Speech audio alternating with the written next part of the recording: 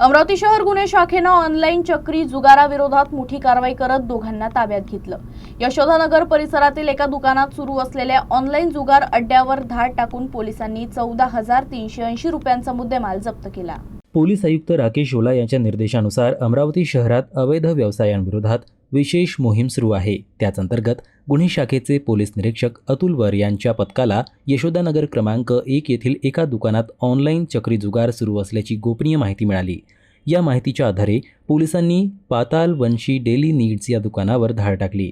कारवाई दरम्यान fun target आणि गोल्डन चान्स या वेबसाईटद्वारे संगणकावर ऑनलाईन चक्री जुगार खेळला जात असल्याचं आढळून आलं। यावेळी पोलिसांनी सूरज उर्फ भुर्या बबन ढोके आणि निलेश किसन थोरात या दोघांना ताब्यात घेतलं।